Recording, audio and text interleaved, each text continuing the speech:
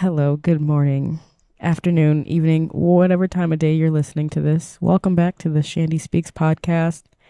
It's your girl, Chandie. I am recording this live from, well, not really live. It's a pre-recording by the time this goes up. It's morning. This is still my morning voice. But I'm recording this from beautiful, burning Sedona, Arizona, from my Vanlife. I don't know if I'm yelling into the microphone right now. I halfway don't want to do this podcast because my work schedule has just been all over the place. So I haven't really had a consistent 8 hours of sleep over the last few days. Really, couple weeks it's been inconsistent because everyone's, going on vacation. Shit's been like moving around here. The energy has been moving around here in Sedona. Beautiful burning Sedona. Because of the wildfire. Luckily, as of right now, like we're like almost 4 weeks deep into this. It's been going on since like Father's Day weekend, I believe. Juneteenth or something like that. Like, it's been burning for a while, but we're getting to the point where it's getting contained. I don't actually know the stats about all that. Do I have my notes? Anyway, that was my intro. So I'm just recording this because I have to go to work in like three hours. They have me on mid shift. I'm like not a daytime kind of person. I don't know. I am. I'm both. But, as far as work goes, I'm a night auditor. I work overnight. So when, as an overnight auditor to come in the daytime, it's just different for me. I got to raise my voice up a couple octaves. I got to put on my customer service voice and, fucking smile more and shit. But anyway, yeah, it's been almost a whole ass month with the Sedona fire. I got some notes on it, I believe. What do we have going on? Did we talk about the Empire State Building last week? We totally did. The couple that climbed the Empire State Building. I don't got any notes about this fire. Yeah, it's just been burning. Tourism has been very low. Sedona's a very tourist town. It's like run on tourism, so traffic's been great.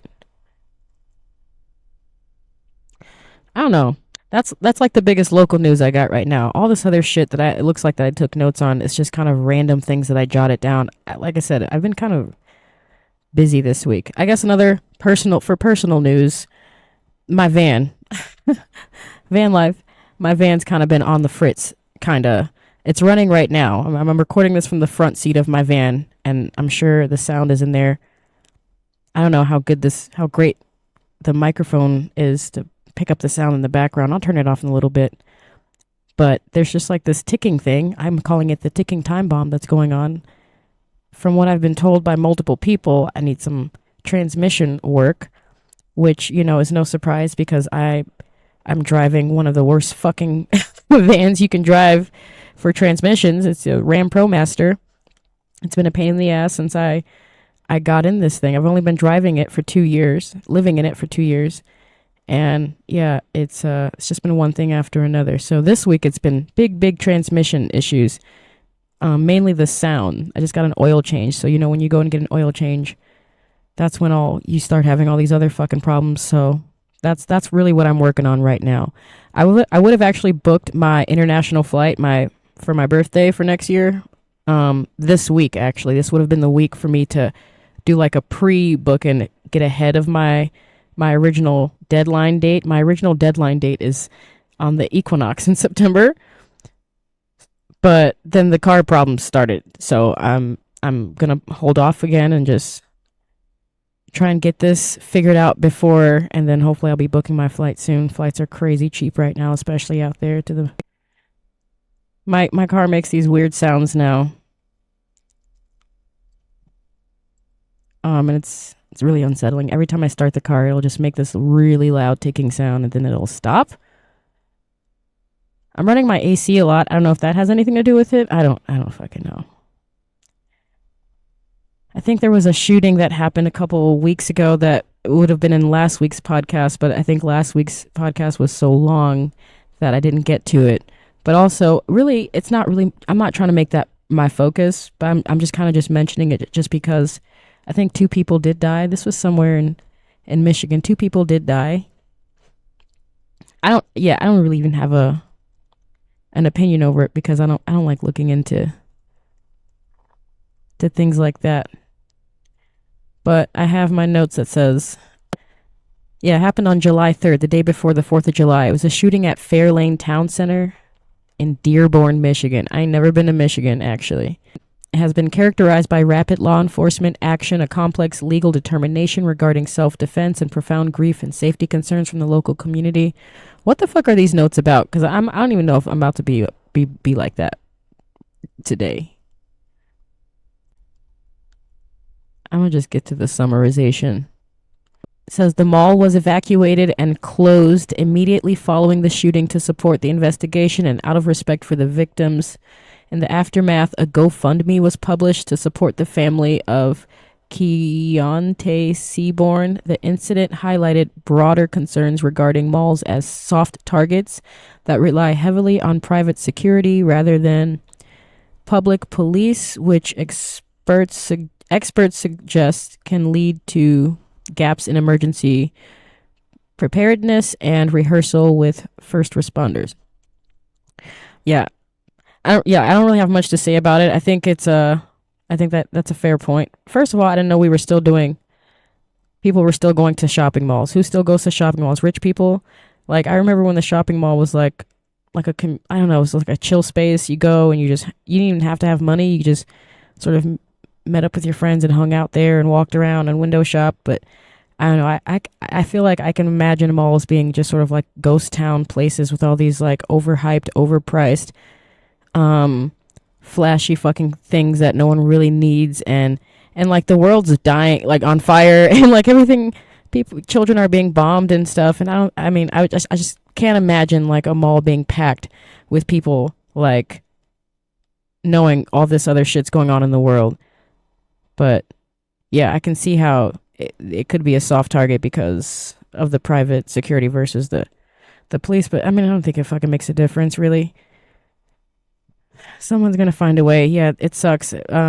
So RIP to the victims, families, and yeah, that's really all I got on that. That's really all I got on that. Yeah, it's crazy out here. Yeah, that was like a couple weeks ago. Okay, I'm gonna do a story time. I'm gonna do a quick story time because this also happened like a week ago, and I didn't tell it. I got one of my first prank calls at the hotel. I don't actually. Is this a funny story? Maybe I can segue it into something. I don't know. I'm just filling in the space. So I got a prank call. I was pissed off though. I was really fucking pissed because this was like at 3:00 in the morning. So I work overnight. This is like at 3:00 in the morning, and it sounded like they were kids. They were kids. Okay. But, I work the front desk, so it's like over the phone at 3:00 in the morning, I'm not going to like judge you or anything. Some grown ass people have child voices, and some children have like grown people's voices. So whatever. But off rip, it sounded like some kids in the middle of the night just calling the phone, and they did not call from their room because their room number would have popped up on the caller ID. They called from a personal number. And I looked up the number later because I was mad. And it's from Phoenix, so it's kind of somewhat local. We got visitors from Phoenix too. It's way cooler up here than it is like temperature wise. So they're calling. I forgot what the fuck was it. Oh yeah, they're calling to make a noise complaint because they said the room that's on top of us, they're having sex. And I heard these kids laughing. It sounded like 2 girls. One was laughing, and then the girl on the phone said, "Sorry, that's my daughter." And she told her to be quiet. And they both were laughing. They sounded like little kids, but I was like, okay, maybe they're just adults, whatever. And I was like, oh my God, the room. I was like, I'm so sorry about that. I didn't ask her to verify her ID at 3:00 in the morning over the phone. I just assumed like, this must be legit. What is this? The 90s? We still do prank calls? Like, I was so mad that I was like, wow, wow, man. It was kind of nostalgic, but it also kind of pissed me off because, okay, so she said the room on top of her, and I was like, okay, what's your room number? And she was like, 205 or something. And we only have 2 levels. So there is no room on top of her. And that should have been my first sign that these damn kids were playing on my phone. I don't like people playing on my phone. Fuck that. Should have been my first sign. And I told her, I'm like, there's no room on top of you. And she goes, I didn't say on top of me. And I know damn well she did. She said, I didn't say on top of me. I said next to me. And so I'm like, okay, which side? The 204 or 206? Like, and she goes, 204. I'm like, okay, I'll give them a call. I'm really sorry about that. And then she's like, hey, I have another question. I was like, yes. Do you have free breakfast here? And we do. Complimentary breakfast. So I said, yeah, breakfast is served from 6:30 to 10 o'clock every day. And then she said, okay, thank you, bitch. And she hangs up the phone on me. And instantly my heart just felt like, oh my God, she just hung up on me. Oh my God. So I call the room. This is where I'm spiraling at this point because it's 3 o'clock in the morning. I literally got nothing better to do. So I call the room 205. It later turns out both of the rooms, the whole fucking floor was empty, vacant. No one was in any of these rooms that she spoke of. And I didn't think to even look up. I was in the heat of the moment, okay? I immediately called back the room. No one answered. Of course, I didn't know that no one was in there. And so then I called the room that was next to her, just on behalf of the noise complaint, just in case there was a noise complaint. No one answered there either. Okay, so I'm using the noise complaint, quote, as an excuse to walk my happy ass over there. Now it's like 4 o'clock in the morning. This is like 3:30, 4 o'clock in the morning. And I'm walking over there, straight over to her fucking building. And I'm like halfway, like, really, yeah, I'm pissed off and I'm sad. Like, I can't believe she hung up on me. I don't know what came over me. I locked up the fucking lobby, and I just straight walked over there and I knocked on the door and I said, I was going to say that we had a noise complaint, but I was going to basically pretend that, I forgot what room number it was. Like if it was her room or the room next to hers. I knocked on her room first. Of course, no one was in there. No one was there at all on the whole fucking floor. We've been pretty actually like halfway vacant because of this fire. The tourism has been low. So yeah, half that building was empty and no one answered. I'm mad. So I knock on the noise complaint door. Of course, no one answered. I walk back over, vaping my ass off, pissed off. Then I finally think to check the vacancy or if they were occupied. Both of those rooms are dead ass empty. Whole fucking floor is empty. I was mad. So yeah, that was that. Yeah, that was my prank call story. I think that was kind of entertaining, right? That was my prank call story. And I told that story to my manager when when she got in a few hours later, and she goes, I remember my first prank call. Like, that's just something that happens. Still, I guess, for hotels, people in the hotel industry. I think that'd be actually a really good channel or a skit channel someone can do. Like, they just do skits of all the prank calls that they get from the guests at hotels. Apparently, it's still a thing. It still happens. I don't know if that was a great segue into Scottie Pippen's fucking 23-year-old girlfriend. But here, we're in the story now. There it is. Yeah, I saw something where this ancient dinosaur ass of a fucking man. The guy was the dinosaur of a fucking man when I was a kid. Okay, when I was a kid, the guy looked like he was like at least 30 or something. He's 60 now. And it's so weird being an adult. I'm 37. He's 23 years older than me. And his girlfriend is 23 years old. The age gap between myself and Scottie Pippen is the age of his girlfriend. And I just think that's fucking weird. I don't know if we should talk about it. I think it's weird. I think it happens a lot, and everyone uses the excuse like, "Oh, well, they're over 18." No, you don't understand. It's fucking weird. Okay. I don't know what the age of consent or whatever has anything to do with the fact that you're just being weird. Because it says a lot about you. Well, there's no one in your age range. You're Scottie fucking Pippen, man. There's no one in your age range who you could fuck with. So that was weird. I got some notes on that. The Pippen partnership. Evolutionary status in public discourse. I'm going to just read all this. Scottie Pippen, the 60-year-old NBA Hall of Famer, recently went viral after appearing in public at a fashion show on the Malibu Pier with the rumored 23-year-old girlfriend. Yeah. 23-year-old girlfriend. While Pippen has not officially confirmed the relationship or provided a personal reason for it, I don't think you have to. Okay? There becomes a certain point like that when you're a certain age, you just should not be public with certain kinds of relationships, like even if they are like of consensual age. I think that's just fucking weird. You're fucking weird. Let's see. While Pippen has not officially confirmed the relationship or provided a personal reason for it, the sources offer both evolutionary and social explanations for such pairings alongside a wide range of public reactions. Interessante. Why? So it says why the pair may be dating. Theoretic perspectives. The sources suggest several institutional and biological drivers for older men dating significantly younger women. I'm just going to take a wild guess because I like briefed through this. I'm going to say that has a lot to do with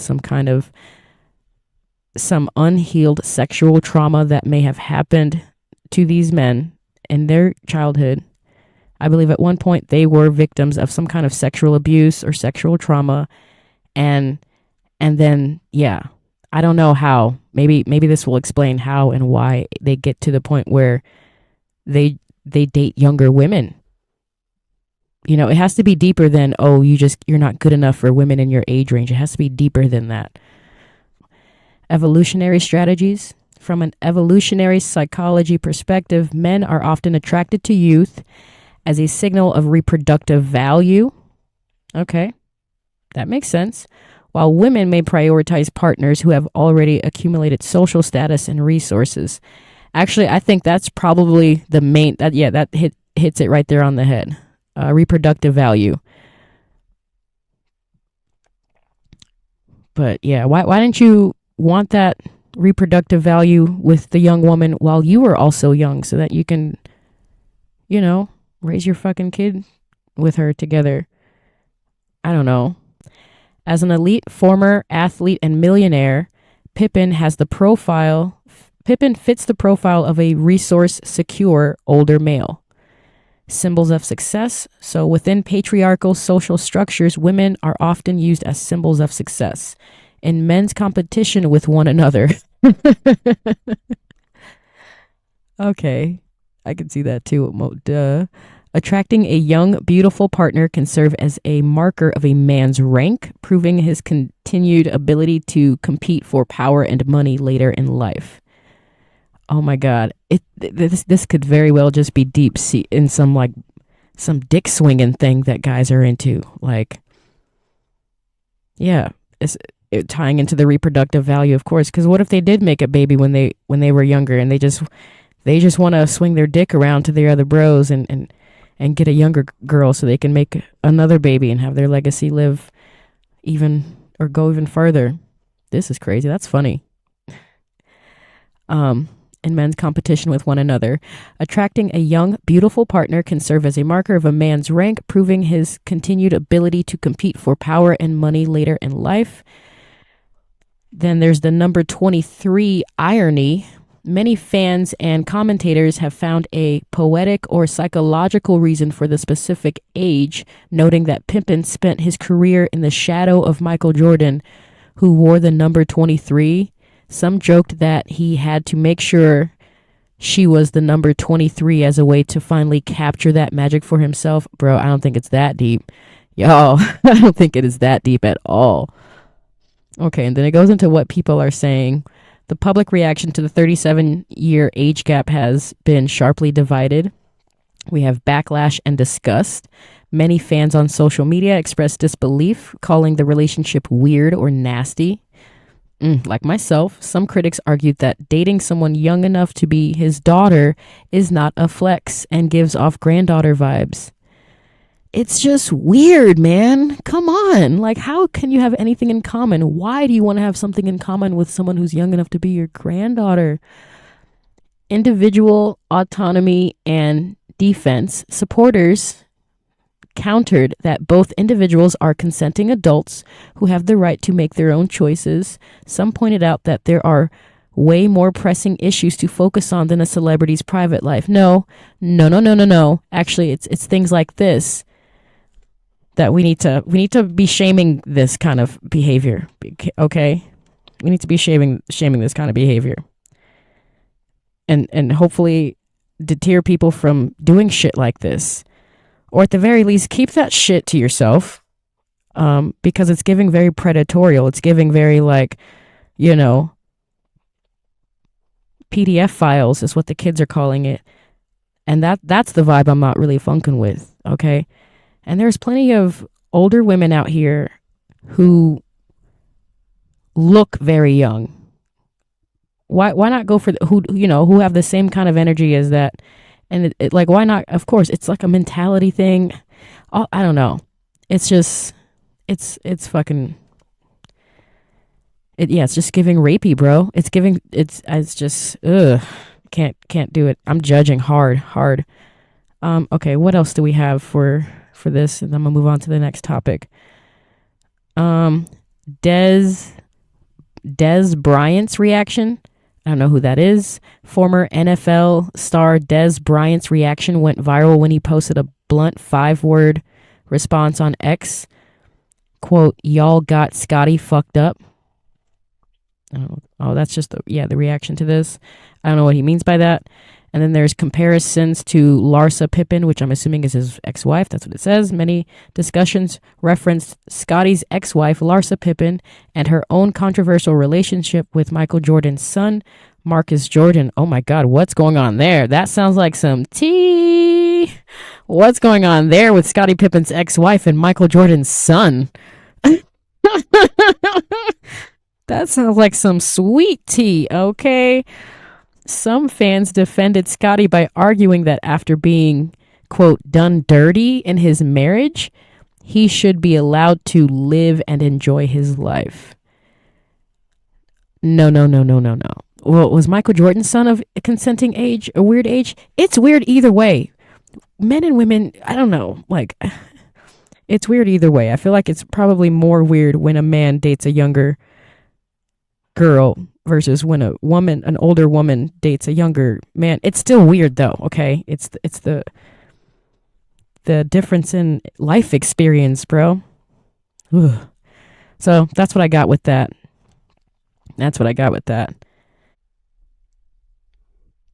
Oh, you know what? I think I got a cool ass Facebook post because last week I did a post in this group and I directed it just towards the men, and I thought it was thoroughly entertaining. I couldn't even read through all the comments. I did eventually go back just after the episode and read through some of them, and yeah, a lot of men were just upset. The question was, what the fuck was the question? In what ways do you believe that women have it easier than men? And by this point right now, it got over 100 comments. And that's when I officially turned off the commenting a couple days ago, like yesterday. Finally turned off the commenting because people were just coming out the woodworks, and they were arguing with each other in the comments. So I made a post about around this time last week directed towards the women. And very interesting shit because women... It's for me, it's a social experiment. Women did not come on and answer the way that men came on and answer. And I know like these groups, most of these groups that involve like meeting, singles, dating, you know, they are mostly men, okay? Because women don't really need to go in the groups. They really don't need to go in the groups. They're kind of just there for buffer. But you know, out of 17,000 members, this group was a Vanlife singles group. And I made a post in the same group for the women. It's got over 17,000 members, and just going by the amount of men that came on this women's post, I just know that men are the ones that are in these singles groups a lot. So that's, and women probably know this, and they probably know better than to go, and the smart women at least are, they know better than to go and put their 2 cents out there and make themselves seen by people who they don't want to be seen by, making men believe that they have a chance with you. Because sometimes that's really kind of how it be. You say like what your favorite thing is, and now a man, like, now he feels like he can talk to you about something. And I think I like to believe that women, when they come across these introspective posts that I ask directed towards them, that the smart ones, they'll just take it in, and then they'll probably journal about it, and, you know, just keep it moving, because they're not trying to be a part of the circus. Some women did comment, and I'm not coming down on anybody who commented, the women who followed the instructions, you know, and obviously a lot of men don't know how to read or follow instructions. But shout out to all the commenters. It's a private group, but I'm going to read the name of the group and you guys can go find it. And I'm also not going to read the commenters' full names, but you're more than welcome to go join the group and then find the post if you want. Chandie Speaks. Follow me everywhere: Instagram, YouTube, TikTok, Spotify. Chandie Speaks. The name of the group is called Uncensored Vanlife and Nomad Dating. And I think, as a matter of fact, I post in this group every so often. I think this will probably be my last post here for this season. And I'm going to just let some of these fires die out. The comments are still open on this, but it didn't get as much as the men's post because, you know, there's probably not that many women in here. And yeah, you can tell that just men were kind of upset that, I don't know, just about women in general. I firmly believe that men don't actually like women as people. And I feel like that's the way it should be. I'm coming to accept, actually. I don't know if I firmly believe it just yet. I'm still kicking and screaming. Like my delusional brain still wants to believe that men like women. And that I like men. I don't believe I do as people. They're nice to look at. I believe I see men the same way they see me. And maybe that's the way it should be. I'm like, and when I talk like this to women, they think I'm like bitter. They're like, who hurt you? And when I talk like this to men, you know, they get all like, they think I'm trying to fuck. No, just because I like looking at you doesn't mean I want to fuck. That's why I don't like men, because that's where their head always goes. But yeah, it's weird. So the question I asked, 17,000 members in this group. I posted it 6 days ago. It's got 84 comments on it. So significantly less traffic than the last post I made. But it was directed to women. I said, I have a question for the women. What characteristics make a man most attractive? I believe partially I did genuinely want women, and I wanted men to just sit back and pay attention, not be weird about it. Like, oh, what makes men attractive? I'm someone who fits those qualities. No, just stay off the post, just like the women stayed off of your post, and then just observe. And I wanted women to actually say something nice about men. I really wanted to really kind of promote positivity towards men. But it says a lot when barely any women in the week, in 6 days, have commented on this. And it's mostly men basically speaking on behalf of women, mansplaining as they do, which is why they're probably in the singles group on Facebook. Hey, I'm in the singles group too. I think I'm mostly here for content. Shout out to anyone who followed me from any of these groups that I'm in or any of my other content. But let's get into these comments right now.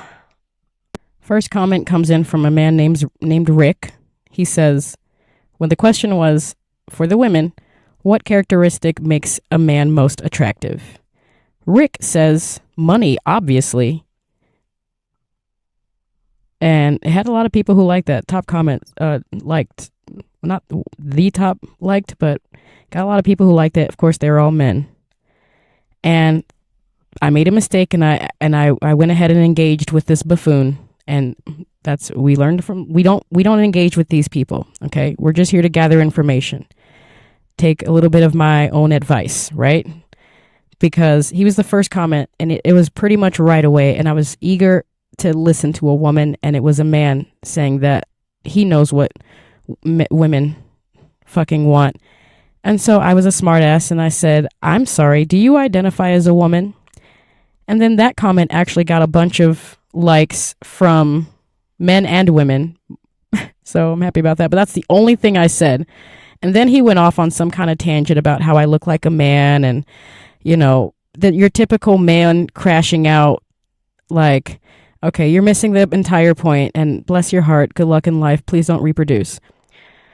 Okay, so Danielle says, Danielle's a woman. She said accountability, which I loved that comment. Accountability. When you've made a mistake, own it.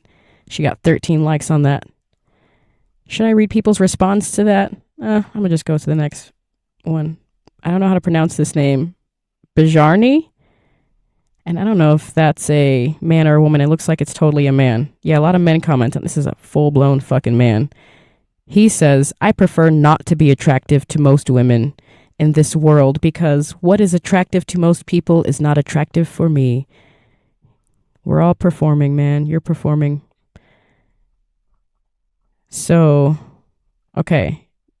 And then, of course, a woman came on and responded to him, and they hit it off. And at the end of that comment thread, they're DMing each other. So, hey, I did some good there. I'm calling it community service. I think I did some good. I brought two people together.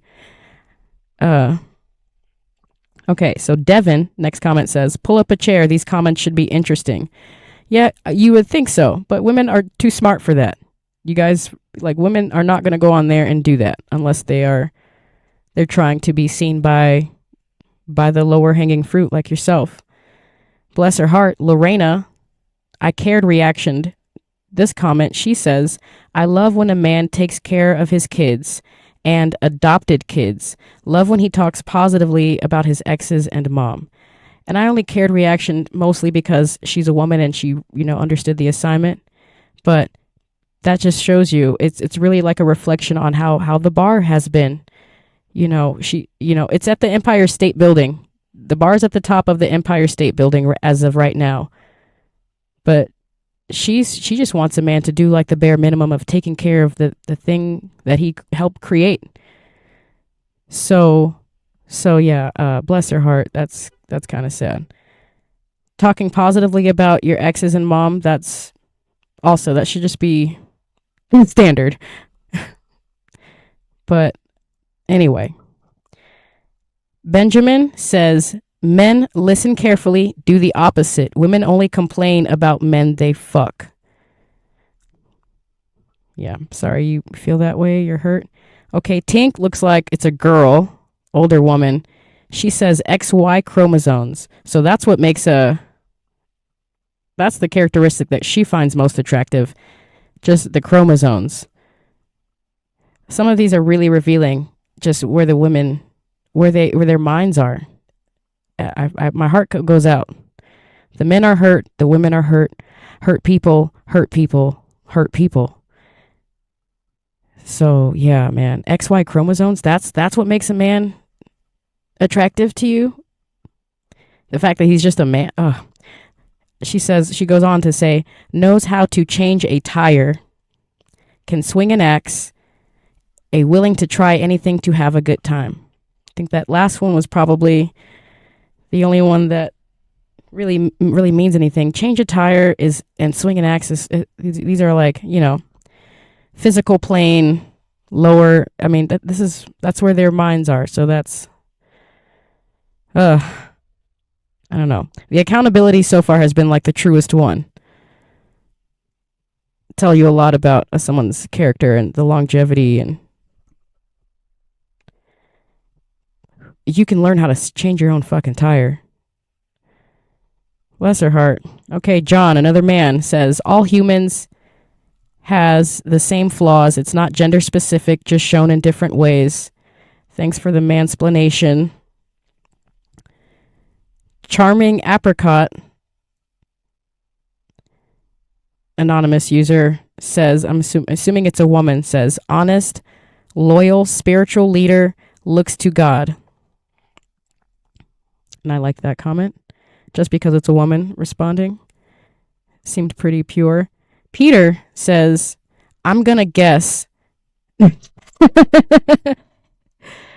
Peter reads the post that's directed to women, looks down, sees that he has male genitalia, and then goes on to write a little novel here saying, I'm going to guess. This is definitely what you were needing. This is what you meant to ask for. So I'm going to guess. Take a whack at it.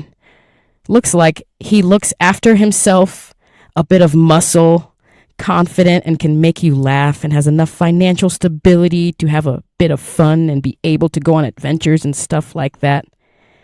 I might be lucky enough to tick one box. A bit carefree is always good too. I'm great at being that though. Maybe a little too good. LOL. Yikes.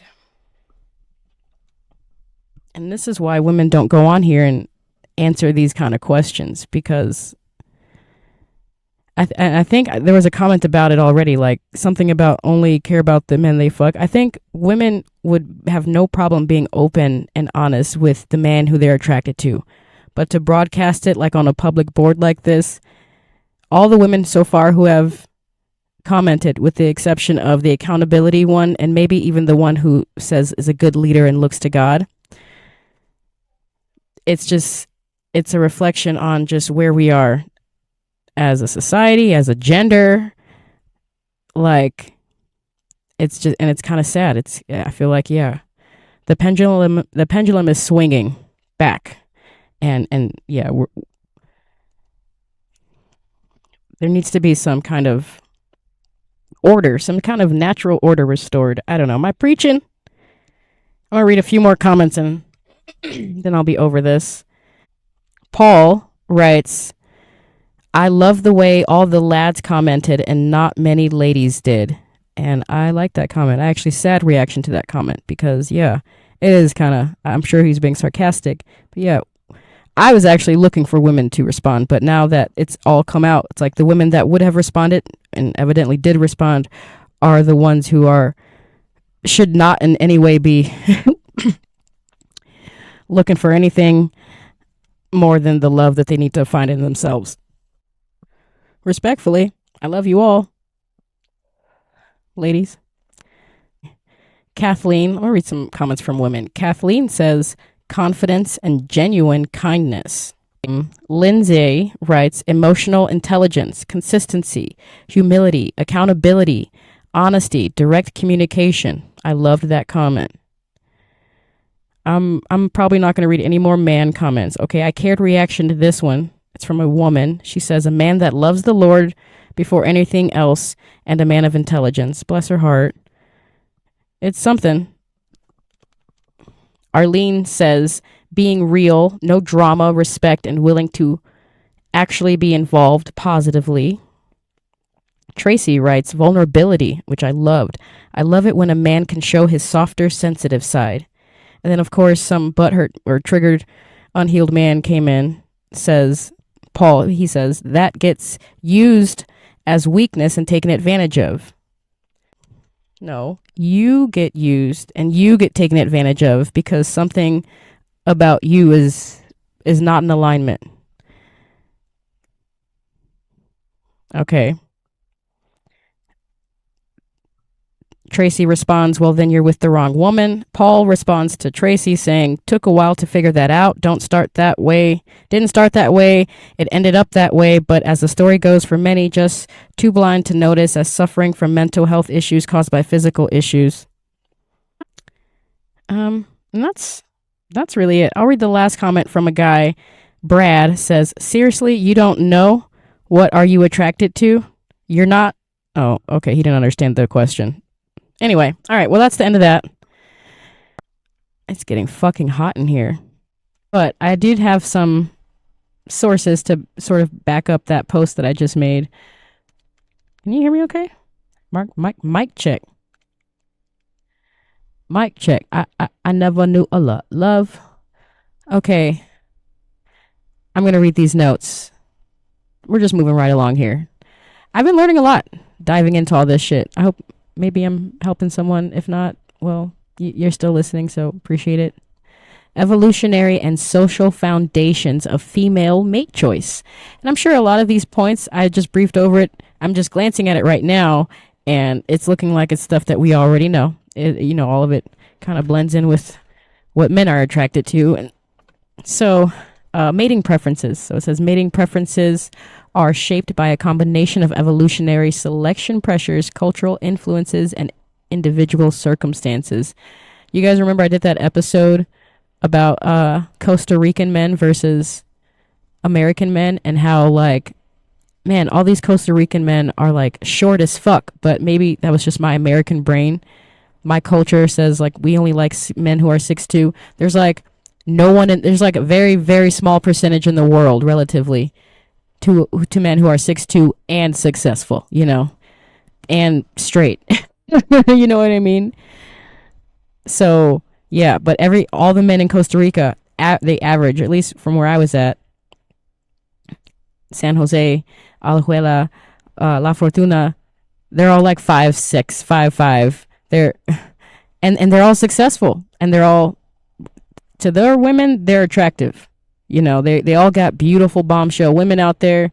So yeah, the cultural aspect, I think that definitely is a big part of what we find attractive. Okay. Mating preferences are shaped by a combination of evolutionary selection pressures, cultural influences, and individual circumstances. While there is a high degree of cross-cultural similarity in what women value, characteristics generally fall into categories of consensual personality traits, physical indicators of health, and resource provisioning capabilities.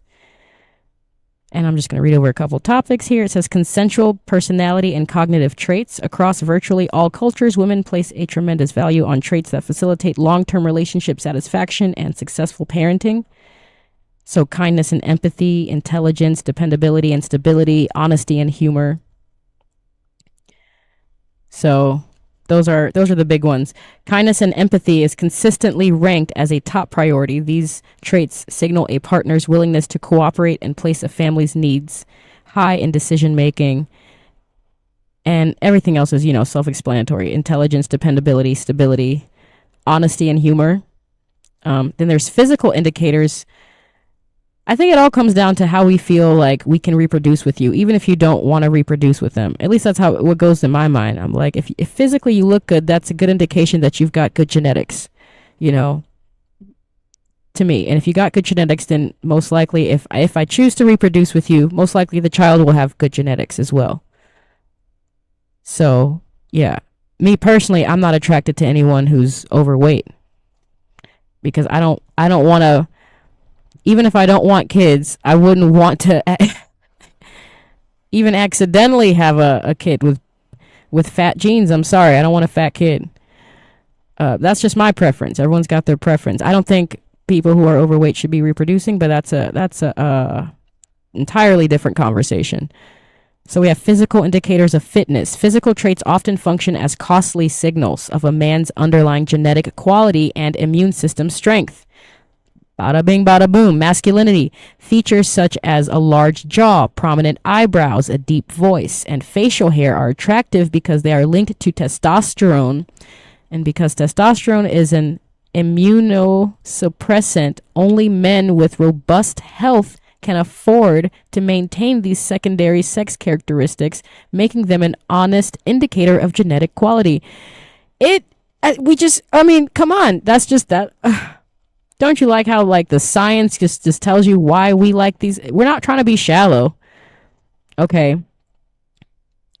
women are ultimately the ones that are making the choice, right, to bring forth life. It's in the best benefit of the woman and mankind to choose the hottest guy, okay, with good hair. That's testosterone, you know what I'm saying? We have the V-shaped torso. Women generally prefer men who are lean and muscular with broad shoulders relative to their hips. Height and dominance. Tall men are viewed as more dominant and physically formidable traits that were ancestrally valuable for protection. Symmetry. Facial and bodily symmetry are cross-cultural indicators of developmental stability and resistance to parasites or pathogens during growth. There you have it. Then we have resource provisioning and social status. For me, that's probably like the biggest one. Don't get me wrong. The attraction, what are these three categories? We have the physical attraction. We have your cognitive traits like kindness, empathy. And then we have your social status. That's probably where I would fall under. I feel like I'd probably be more lenient on a man who may have a little bit more weight or, you know, if his social status was up there. I don't know. That, to me, yeah, genetically I don't plan to have kids, but at least if it were to accidentally happen with a man who is slightly overweight but very successful, at least I know my kids will be taken care of. Okay? Because it's really about the money. But it really comes down to all three of these, I think. You know, I even if a man was slightly overweight or if he had a perfect body, perfect fitness, he was very successful, but if he was a fucking asshole and he wasn't empathetic, yeah, I wouldn't want to reproduce with that. I would not find that attractive. I would not find that like something that I want to further like genetically. Okay, there's probably, you know, how can you be rich and mad? Nigga, pick a fucking... How can you be rich and mad? So resource provisioning and social status. Under the provisioning hypothesis, women are evolutionarily inclined to choose partners capable of providing protected motherhood in exchange for reproductive access. Bada bing, bada boom. Financial prospects for long-term relationships. Women across diverse cultures consistently rank good financial prospects and resource accrual potential as a necessity. And there's ambition and industry. These qualities signal that a man has the drive to acquire future resources and social connections, even if he has not yet reached his peak social maturity. And women are really good at that. We're really good at seeing a man's potential. And I think it's because of all this. Because we need to, you know, just subconsciously, we're trying to find a good genetic match. So women be seeing the potential in losers a lot. And reproducing with these clowns. But hey, what are you gonna do? Their social status. High status within a community signals that a man can gain access to resources and confer social advantages upon his offspring. Yeah, that's what I'm attracted to. Age. Women cross-culturally prefer men who are older than themselves, averaging about 3.42 years older, because older males have generally had more time to accumulate status and economic security. I can totally see that. 3.42 years is, I think, a healthy age gap between a man and a woman. Okay, 23 years is crazy. Actually, she's like 30. Pippen's girlfriend's like over 30 years age difference. She's young enough to be his granddaughter. That is, yeah. That's too much of a gap. But yeah, a younger woman dating an older man, slightly older man, just as, who's wealthy and has, you know, status, just so she can secure her future. By all means, get your money, boo boo. Okay, and then we have conditional preferences, and this is probably just based off of some trauma, I'm assuming. It says standards of attractiveness can shift based on environmental or internal factors like pathogen stress. In environments with high disease prevalence, women weigh masculinity and physical attractiveness more heavily as they serve as indicators of pathogen resistance. I didn't know that. Short-term versus long-term. For short-term mating, women tend to prioritize masculine physical features, genetic quality, whereas for long-term mating, they place higher value on resource provisioning and emotional commitment. Yes, we do. and assortative mating. In practice, humans often prefer mates who share similar traits such as educational attainment, religious beliefs and intelligence, which can enhance inclusive fitness and relationship stability. That was a good read. That was a really good read. I'm glad I looked that up. I'm almost actually over it. How long have I been talking? You know what? I'm so over it, actually. Is there anything that I need to talk about right fucking now? Because I'm ready for a nap. I gotta go to work in 2 hours, 2.5 hours. There's something I need to talk about. Talk about this damn pocket fire, but y'all, I mean, it's almost over. We're safe here in Sedona. All the videos I see on social media are highly dramatized, and a lot of them are AI, because trust me, I have not seen a single fire. It's been burning for a month. It's just been smoky in the morning and then smoky at night. Okay, the firefighters have to go to fucking sleep sometime. Okay, so shout out to all the firefighters, first responders, all the people working hard this past month. I think we've gotten it to a point of containment here, from what I heard, that they're sending back like a lot of the help that we received. I think it was like 400 and something firefighters or something like that. Don't quote me.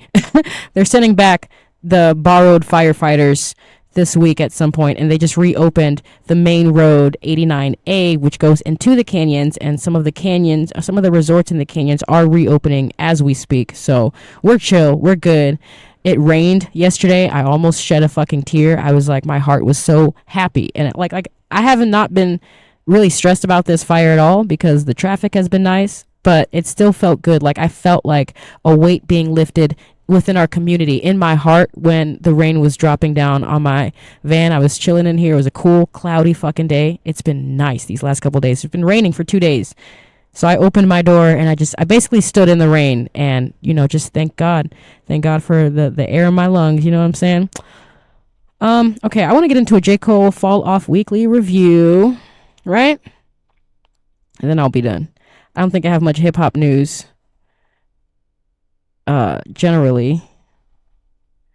But yeah, we're going to get into that Fall Off Weekly review. I love J. Cole so fuck much. Oh my God. Oh my God. J. Cole. Jermaine. I almost forgot my man Jermaine. Do I have any hip hop news this week? Yo, my main man, my GOAT, Jermaine Lamar Cole, he started his motherfucking Fall Off tour on the 11th. Today is Tuesday, July 14th. This podcast will be for the 15th. So he's on day 3 right now. 11, 12, 13. No, this is day 4. This will be the 4th night. I don't know if he's doing consistent nights, but the first day of the Fall Off tour kicked off on the 11th. And now I'm at a loss for words. Now I don't even know what to say. That's probably like the most exciting news hip hop wise that's happened this past week. It was amazing. I'm just actually going to give a brief of what I saw online. And I just, I talk a lot of shit about these kids and TikTok and, them, being too much online and not touching grass and being outside. But how fucking grateful am I that there are these people who are obsessed with social media, who literally stand at a concert that they paid for and hold out their camera for hours. The man performed on his fucking feet solo. All right. He was a one-man band up there for 2 hours, and he played hits. He played over 40 songs, and there are people in the crowd, multiple people, who held out their phone the entire time. And I basically got to see a full fucking sneak peek of his opening night in, I believe it was Charlotte, North Carolina. Oh my God, you guys. It's just like the fire and the love that I have for this whole like rollout of the Fall Off is just By the way, if you're not a hip hop fan, this is basically the rest of the podcast. I ain't talking about nothing else. It's a few more minutes, but damn, like, it's just so, man, I'm so grateful that I get to be alive during this time, because the man, his music, it moves me. Okay. And music hasn't moved me the way his music has moved me since I was a little gas fucking girl. Okay. Like before, I'm trying to think, who was it? It was Nas back in the day. I like the rappers that I had to like really sit down and listen to was like Nas, man, and I mean, back then I was a really big Eminem fan, and Eminem, took me there sometimes too and moved me. But now I can't really rock with him anymore. And Jermaine has stood the test of time ever since I discovered him with the Sideline Story. I've just loved him, and he's just been like a subtle fucking calm hip hop force, and he's bringing like the old school with the new school, and I just love watching him just be in his fucking, I feel like he's in his full element when he's rapping. Okay, I don't think he cares too much about getting as much publicity or interviews, or hell, he probably doesn't even care about album sales. I think what he most cares about is letting these niggas know who the fuck he is, lyrically as a hip hop artist, and connecting with his fans. I think he mostly wants to. He's like reliving his own childhood as the GOAT, really, as my GOAT. Because he was once the guy that would, he just wanted to like listen to his favorite fucking rapper, and just be able to fucking sit in the same room with his favorite rapper. And he's doing some legendary shit right now. I know I'm on his dick hard as fuck right now. He's a married man, all right? But I'm hot on his dick, but he's doing legendary shit. Because earlier, yeah, he's going out and he's physically meeting and emotionally, spiritually touching all of his fans with everything that he's doing with this Fall Off tour. Earlier in this, you guys already know this if you're a J. Cole fan. Earlier in the rollout, he's driving across the country in a Honda Civic, and handing out his CDs from outside of his trunk. And just that alone, I'm like, man, this nigga knows hip hop, man. This is hip hop for me. I cannot wait to go see him in September. I'm so fucking geeked to see him. This time, so far, I've only studied the first 2 nights in North Carolina, like front to back. I got a free show on TikTok. Shout out to all the people who posted those videos on TikTok. I saw the man post he sang Safety live, and it was my first time seeing that song live. Oh my God, you guys don't even know my journey with Safety. If you've been paying attention this entire time, or if you haven't been paying attention to my journey with Safety, I'm actually going to read some notes from when the Fall Off first came out. I found a note that I made on February 26th. Okay. The album came out 26/26, but I made it on February 26th, 2026. And it's a 24 album disc. It's a double disc album, and it's 24 tracks on there. If you take out the intro song on the first disc, it's 23 playable songs, right? Of the 23 songs, or 24 songs on there, Safety came in at number 17, way on the bottom of the fucking list. Can you imagine? Actually, I'm looking at the list right now, and it's pretty, I'd have to reevaluate the exact place, but it pretty much, I have all the bangers at the top. But Safety has made such a fucking turnaround, like crazy turnaround. The boom bapness was always there for me, but even with that, it came in initially at 17. Okay. And then I definitely know I'm gonna have to reevaluate it, like playability and all this other stuff that I put into my ranking, but it's definitely in the top 5 favorite best songs on the album. Top 5 best songs on the entire fucking album, if not the best. I don't know. Bombs in the Ville is at number 1 on this list that I made like a week after the album was released. Oh my God. So I watched him do Safety. He started off the show in the crowd. This is big news as well. I'm sure anyone who's a J. Cole fan saw it. And I almost shat my pants because I have a bad seat. Not a bad seat. It's not a great seat, but I got the tickets as soon as I could. And I was like in the first section, and it's still kind of far away. And I'm like, man, just the fact that he did that 2 nights in a row, it was just like, man, he could end up in my section. I could actually, there's a possibility. That's how real this nigga is, man. I could actually go to one of probably the last J. Cole show that he'll ever do, okay, in Phoenix in my lifetime. And he could very well just be up in my section because he's a real nigga like that. Oh my God. I'm gonna get his dick out my mouth really quick, and then I'm gonna respectfully, man, I just love his music. I love him as an artist. He inspires me. He moves me lyrically, and he can do it like effortlessly. He was like a one-man band up there, and the real fans fucking know. There was a part of the show where like he did like a bar for bar. He did a bar for bar with one of the fans who knew the fucking, what song was it? It was probably Port Antonio. Bar for bar with J. Cole. And I'm just like, oh my God, I can imagine. If this gets out to J. Cole, if I can just manifest by speaking it out into the fucking void, into the ether right now, man, J. Cole, if you call me up for Amari from the off season, bar for bar, my nigga, bar for bar, Amari from the off season, I got you, okay? Bar for bar. Of course, I know bar for bar of 39 intro and actually safety. Most of the songs on the fall off, I can get you like 99.9% bars. 39 intro, bombs in the Ville. But Amari, bar for fucking bar. I'm just throwing that out there. Call me out, okay? I would love to rap with J. Cole. And then I could just die. And then I'm like, okay, I saw Lil Wayne. I'm a living legend, okay? I'm seeing Jermaine in the same city. And I rap bar for bar with them. Oh my God, I can fucking... Ugh. All right. Let me just wipe my mouth off really quick. So today is, I gotta turn my car off and take a fucking nap. It's July 14th. It's Tuesday. So this is going to be for tomorrow, Wednesday. I'm going to read my stats from July 6th through July 12th from Spotify. These are my listening stats from Spotify. My top 5 artists. It's pretty much the same. Actually, I switched up looking at the list right now. I got into a little R&B kick sometime this week. You know, my 90s R&B shit. I had a playlist I was playing, but I remember one song in particular I played like on repeat. But my top artists for this week, number 1 is J. Cole, of course. Number 2 is Drake. J. Cole has been number 1 since The Fall Off has been released, and Drake has been number 2 since Iceman has dropped. That's just how it's been. It's probably going to be like that for the rest of the year.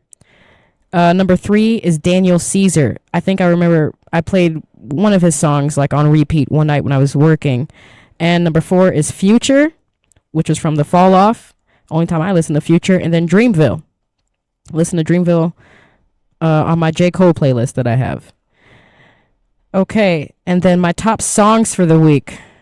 It's been all over. Oh, looking at it right now, my top songs from July 6th through July 12th are all from the motherfucking Fall Off, hip-hop masterpiece of the fucking decade. I cannot wait to go see this man live in concert. I swear, if he sings Safety, when he sings Safety live, oh my God, I just can't wait. All the songs, Bombs in the Ville, I'm just gonna be too hyped. I want it to be to where I'm able to like feel the music and dance and be present and be there, because that's what concerts are for. But I also want to be that bitch that just stands there and records every fucking minute, because I just want to hold on to it as long as I fucking can. You know, like, I don't know if I'll be able to see this again. So I don't know. I need to get like a selfie hat or something where my hands can be free, hands-free recording, where I can like still just be there in the moment and not have to be looking at a legend through the screen of a fucking phone. It's kind of weird to see now. Look up concert pictures of these artists, and all you see really is just these phones in their face. I wonder how it just looks from their perspective. Like it used to be just, you know, them watching you. It used to be just that, and now everyone's got their phones in their face. So anyway, my top 5 songs from July 6th through July 12th, and then I'm gonna get on out of here. Thank you all for listening. Number 1 was Safety, of course, with 92 plays. It's actually playing right now on my car. Safety, God, I know that song bar for bar. I don't want to, just out of respect for The Fall Off, I'm sure he wouldn't call anybody up to go bar for any song on The Fall Off. Now his older songs, maybe, you know, I don't have many older J. Cole songs bar for bar, but off season might delete later. I can fucking, yes. Oof, it would be a dream come true. Number 1 was Safety with 92 plays. Best song in the fucking Fall Off. Okay. Track number 3, I believe. Number 2 was Get You. That's what the song was. It was Get You featuring 𝘾𝙤𝙤𝙤𝙤, the song by Daniel Caesar. That's a great song. That was my second most played song this week with 16 plays. Number 3 was Bombs in the Ville, Violent All the Time. With 15 plays at number 3. Number 4 was Who the Fuck Is You? Who the Fuck Is You? With 14 plays. And number 5 was 39 Intro with 12 plays, which I saw he opened the show with this legendary fucking classic song. I am so excited. I've never been more excited to go to a motherfucking show. Thank you all for listening. I'll see you guys next time.